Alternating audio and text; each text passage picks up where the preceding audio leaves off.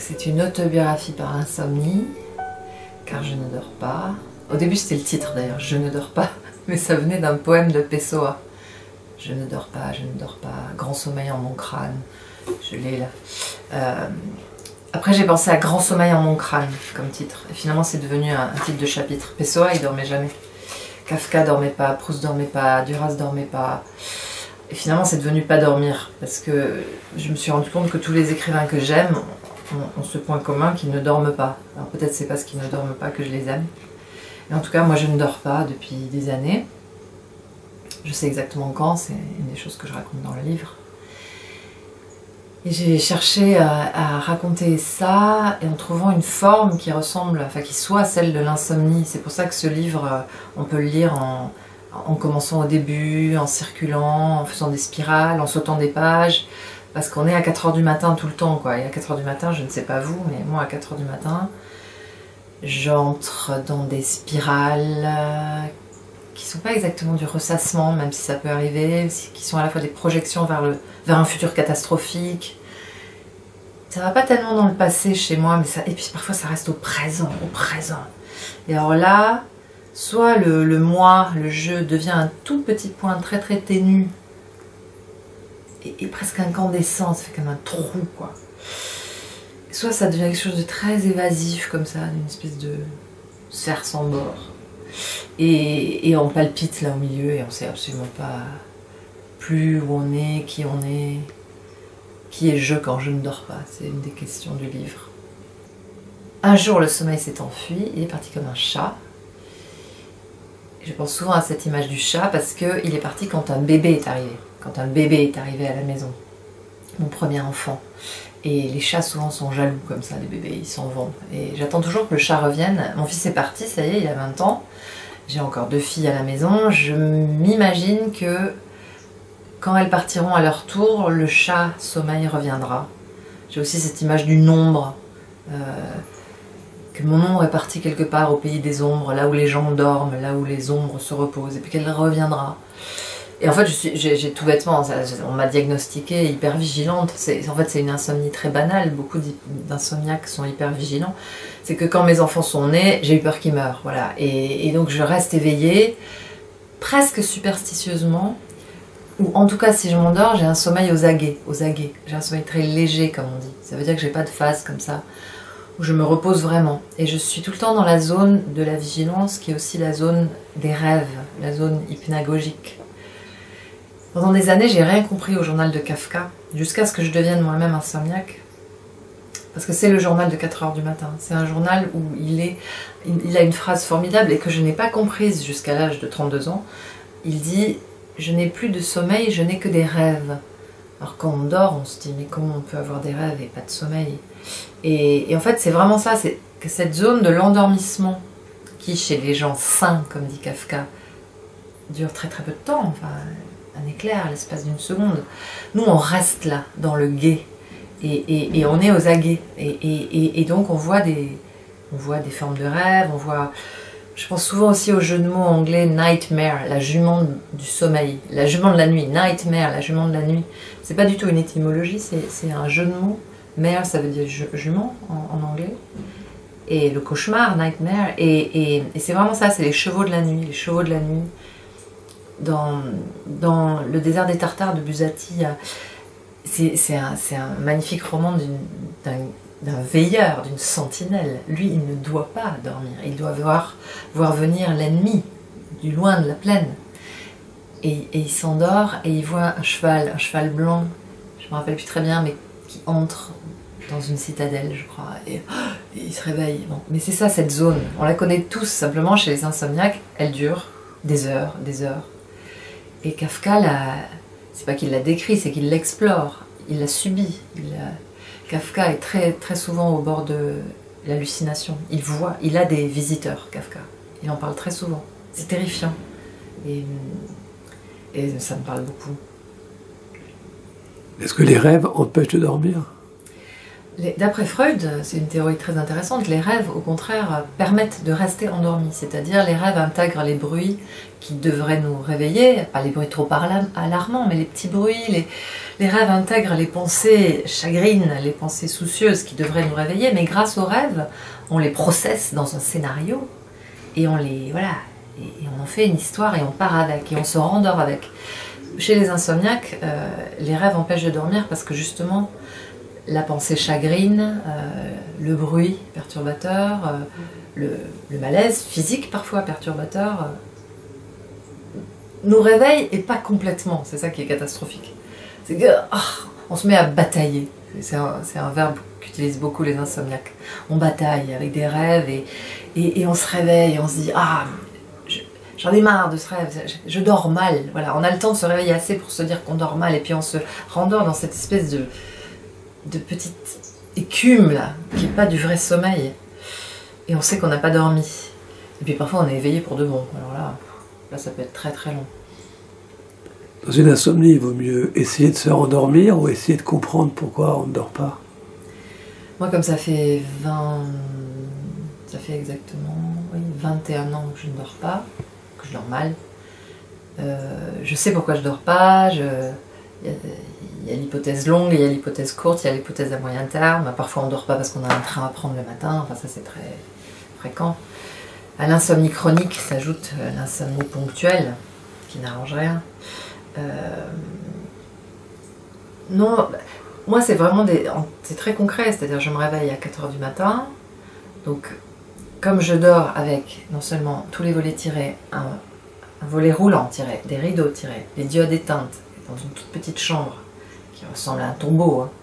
La métaphore elle a été filée depuis longtemps, et j'ai des boules qui en plus, donc je me réveille, ok, alors commence la négociation. Est-ce que j'enlève mes boules qui? Si je les enlève pas, j'ai une chance de me rendormir. Mais si je ne me rendors pas, j'entends le sang qui bat, le cœur qui bat, le bruit de la tête contre l'oreiller, ça devient infernal, quoi. C'est une caisse de résonance terrible, ma tête. Et si je les enlève, j'ai quasiment plus aucune chance de me rendormir. Alors après, bon, me voilà réveillée dans le noir. Deuxième négociation, est-ce que j'allume la lumière? Si j'allume la lumière, je suis quasiment sûre de plus du tout de m'endormir. Donc je vais être très fatiguée la journée qui vient. J'allume la lumière. Est-ce que je me mets à lire ou pas? Si je me mets à lire, la journée commence en fait. Donc l'insomniaque est quelqu'un qui négocie sans arrêt avec non pas lui-même ou elle-même, avec le sommeil. Voilà. C'est pour ça que se mettre au lit quand on est insomniaque, c'est le début du duel, quoi. C'est le début du combat. Ça n'a absolument rien de reposant. Les somniaques, ceux qui dorment, ils ignorent souvent leur chance, qui est que ils savent quand ils se mettent au lit que ça va s'interrompre. Ce qu'on appelle le repos. Ça va s'arrêter. Et nous, je dis nous parce que je crois savoir que c'est insomniaque aussi. Bon, à l'âge que j'ai, à l'âge que vous avez aussi, je crois, mais à l'âge que j'ai, je m'endors. D'épuisement et puis de routine. Mais je vais me réveiller. Le problème, c'est plus tant une insomnie d'endormissement, ça m'est passé, puis j'ai appris à la réguler. C'est une insomnie de réveil beaucoup trop tôt. Donc ça veut dire que quand je me mets au lit, je sais que j'ai intérêt à profiter des 2-3 heures qui viennent parce que c'est là que je vais vraiment dormir. Elles sont déjà très précieuses et après le duel va commencer, quoi. Et la seule idée de se mettre au lit est épuisante. Ça c'est pénible. Et d'où la négociation avec les somnifères, bien sûr. Moi je prends quasiment jamais de somnifères pour m'endormir. J'en prends pour me rendormir. Donc je prends des somnifères à 4 h du matin, ce qui est absurde bien sûr. Mais je le fais très souvent parce que sinon c'est trop dur. Il y a un chapitre qui s'appelle « J'ai tout essayé ». Alors c'est drôle parce que là, ça continue, le combat continue parce que depuis la publication de ce livre, je reçois énormément de lettres bien intentionnées de gens qui me donnent des conseils. Je les collectionne. Et c'est des mails la plupart du temps maintenant. Et j'ai beaucoup d'hypnotiseurs, de chamans, de magnétiseurs, des choses très intéressantes. Hein. Mais comme j'ai déjà tout essayé, je vais pas en choisir un autre. Et il me reste à essayer un rebouteux qui est du côté de la Reims dans les Pyrénées, parce que j'ai très envie d'aller par là de toute façon, donc je vais y aller. Mais sinon j'ai essayé les plantes, évidemment les plantes ça me fait rire, à moins de les fumer, je ne sais pas, mais j'ai essayé le CBD dont tout le monde parle, moi ça me laisse paf mais ça ne m'endort pas, j'ai essayé tous les modes de relaxation, y compris toutes sortes de yoga formidables, c'est très intéressant la méditation, tout ça, mais femme détendue n'est pas femme qui dort. Donc pour moi, ça n'a rien à voir. Je peux être très détendue, très bien, mais je ne m'endors pas. Ça n'a rien à voir. À 4 heures du matin, évidemment que je les ai fait, les exercices de cohérence cardiaque, de concentration sur mon orteil gauche, etc. C'est pas désagréable, ça fait passer le temps, mais je ne m'endors pas. J'ai essayé la Gravity Blanket, la couverture qui vous écrase. J'ai essayé au contraire le tapis de fakir, le champ de fleurs, conseillé par Laure Gouage. Alors ça fait atrocement mal, mais à force d'endorphine, ça finit par détendre le dos, les reins, etc. Mais je ne m'endors pas. C'est un livre de lectrice, d'autant plus qu'effectivement, quand même, la meilleure solution à 4 heures du matin, c'est quand même finalement de lire. Avec cette ironie que très souvent, je m'endors 5 minutes avant que le réveil sonne. Bon, ça c'est connu de tous les insomniaques, à 7h moins le quart, si possible. Mais sinon, évidemment, c'est un livre qui est traversé de toutes ces lectures depuis toutes ces années. D'abord par l'espèce de coïncidence, qui n'en est pas une, que mes auteurs favoris sont des auteurs qui ne dorment pas. Et puis aussi parce que beaucoup des questionnements que j'ai sont souvent sociologiques ou historiques, et moi j'y connais rien, donc je lis. Je lis par exemple Michel Perrault sur les chambres, c'est le grand livre des chambres. Je peux lire Mona Chollet, Chez soi, c'est formidable aussi sur les chambres. Et Pascal, évidemment, parce que c'est le premier, avec Montaigne, qui a parlé des chambres. Et ils ont des tas de choses passionnantes à en dire. Donc je ne suis pas spécialement essayiste, moi, dans ma vie, mais j'aime beaucoup lire comme ça des livres de recherche. Jonathan Crary, Le capitalisme à l'assaut du sommeil. Robert Ekirch, L'histoire de la nuit. C'est lui qui montre comment l'État, à la fin du Moyen-Âge, Renaissance, les États, les villes-cités se sont d'abord fondées en éclairant les rues, comment l'État lutte contre la nuit, comment l'État nous intime l'ordre de dormir, et comment le capitalisme nous intime l'ordre de ne pas dormir. Enfin, c'est Crary et Ekirch. Ils ne savent pas qu'ils dialoguent, mais ils dialoguent en fait. Et moi je suis là au milieu dans cette espèce de double contrainte, comme tout le monde, à me dire alors je fais quoi ? À 4 heures du matin, il ne faut pas se reconnecter, évidemment. Enfin, tous les insomniaques savent ça. Si on commence à enlever le mode avion et on commence à zoner sur Internet, sur Instagram, etc., c'est la fin. C'est la fin. Il y a une époque où on regardait chasse, pêche, etc. à 4 heures du matin. Là, c'était à peu près la seule émission qu'il y avait à la télé. C'était le bon temps. C'était tellement, enfin, pour moi, ennuyeux, sinon qu'il m'arrivait de me rendormir devant la télé, mais c'était il y a très très longtemps. C'est impossible de s'endormir sur Internet. Mon mari écoute des podcasts, ça peut être une méthode. On m'a conseillé d'écouter des podcasts en langue étrangère, c'est une riche idée. Mais bon, moi je peux pas, en plus des voix dans ma tête, si j'entends des vraies voix, ça va pas aller, quoi. J'ai jamais trop fait moi les podcasts. Donc oui, les lectures, Duras dormait pas, je l'ai déjà dit, Beckett dormait pas, mais en fait il en faisait quelque chose. Il y a aussi les petits dormeurs. Moi, hélas, je ne suis pas une petite dormeuse. Je suis vraiment une grosse dormeuse contrariée. Et ça, c'est très très pénible, quoi. Il y a eu un moment de cette rêverie, de cette frénésie aussi, fébrilité, quand j'écrivais ce livre, où je me tenais à 4 heures du matin devant ma bibliothèque et où je prenais les livres au hasard, et les ouvrais au hasard et ils me parlaient d'insomnie. Parce qu'il n'y a plus de hasard dans les bibliothèques. Les bibliothèques qu'on a choisi, qu'on a fini par bâtir un peu inconsciemment. Les miennes, elles ne sont pas du tout par ordre alphabétique, mais elles sont souvent par thème, par contiguïté, comme ça. Alors forcément, je crois les classer par exemple par zone géographique, mais en fait, je les ai souvent classés par insomniaque ou par genre d'insomnie. Et alors, les livres s'ouvrent au hasard, mais en fait, bien sûr qu'ils ont déjà été ordonnés par mes propres obsessions, pour dire ce mot un peu idiot. Mais donc, ce sont de très bons compagnons la nuit, parce qu'ils me parlent. Ils parlent de choses qui m'embêtent, de choses qui me tracassent, et ils m'aident. Donc il n'y a pas de hasard dans les bibliothèques. Et puis il y a eu les voyages. C'est un livre de voyage et de lecture, beaucoup. Parce que je me rappelle très bien des chambres où j'ai bien dormi, et des chambres où j'ai mal dormi. Je sais très très bien les situer dans l'espace, et parfois les dater. Quel sommeil j'ai eu, quel somnifère j'ai pris. Il y a les somnifères pour lutter contre le décalage horaire, mais il y a aussi des somnifères pour s'assommer quand le voyage est... Moi j'adore voyager, mais il y a des voyages angoissants, donc il y a aussi des... Il y a certains voyages un peu intrépides comme ça, mais en fait je m'aidais beaucoup avec les somnifères, parce qu'au moins la nuit je dormais, et puis advienne que pourra. Et donc je raconte ces voyages, des bouts, Vous m'avez dit de couper un peu, parce qu'il y avait, c'est vrai qu'il y a un tel plaisir à raconter les voyages que parfois je perdais le fil. Comme la nuit à 4 h du matin, on perd le fil, il n'y a pas de fil quoi. Et donc c'était un livre qui s'est vraiment écrit par bout comme ça.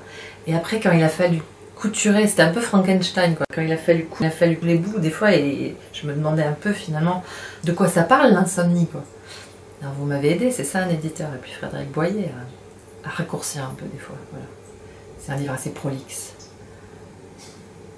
C'est un livre qui parle beaucoup des animaux et des forêts, et a priori ça n'a rien à voir avec l'insomnie. Sauf que la forêt c'est évidemment l'endroit où on se perd, ou bien où on a peur de se perdre. Et puis la forêt c'est la nuit. Ces grandes forêts où j'ai eu la chance d'aller, il fait noir sous les très grands arbres, il fait très sombre. C'est une forme de nuit très particulière, c'est une forme de hors du temps. Et on a peu de connexion en général. C'est assez étonnant d'ailleurs le téléphone portable dans ces forêts au Cameroun, au Gabon. Et puis il y avait le désert aussi, il y avait le Niger. C'est des formes de nuit ces endroits-là, très particuliers.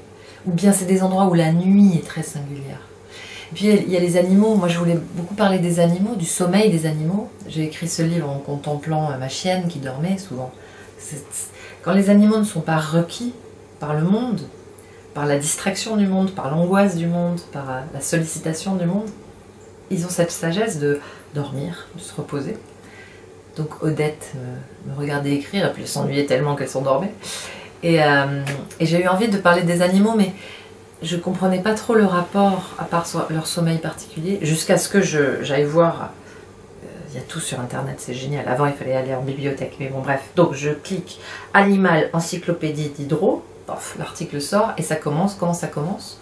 En fait c'est pas un article de Diderot, c'est un article de Daubenton. Ça commence par « Ils dorment et nous veillons ».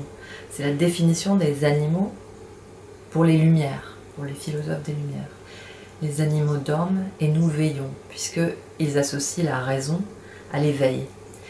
Et ça nous a foutu dedans, quoi, parce qu'à partir du moment où il fallait être en éveil pour être intelligent et pour être du côté des Lumières, en fait, moi je suis vraiment une fille de la République, des Lumières, et je suis une fille du diurne.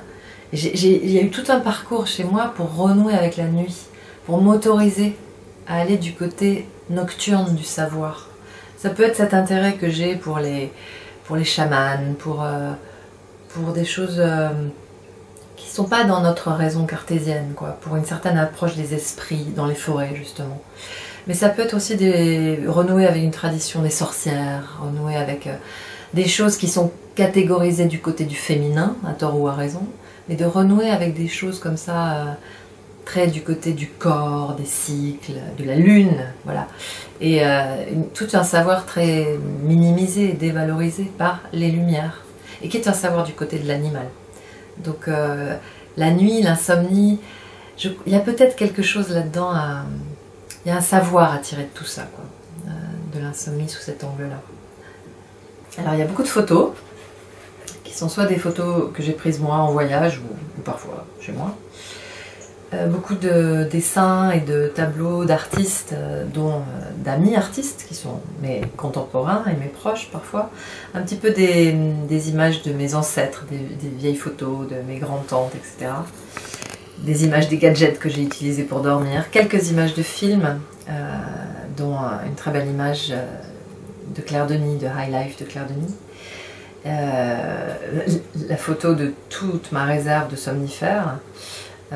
Ce genre de choses, et les images, comme c'était un livre non cartésien, c'était un livre qui n'était pas une dissertation entre parties, c'était un livre de divagation comme ça, et les photos, les images m'ont beaucoup aidé à faire transition. C'est un livre d'association d'idées et de contiguïté, et les images me permettent d'aller ailleurs, c'est une figure poétique finalement, l'image dans ce livre. Ça sert à passer le gué entre certaines idées, voilà, et ça circule comme ça d'image en image. On peut le feuilleter d'image en image, s'arrêter à une image et puis lire ce qu'il y a autour. C'est fait pour ça.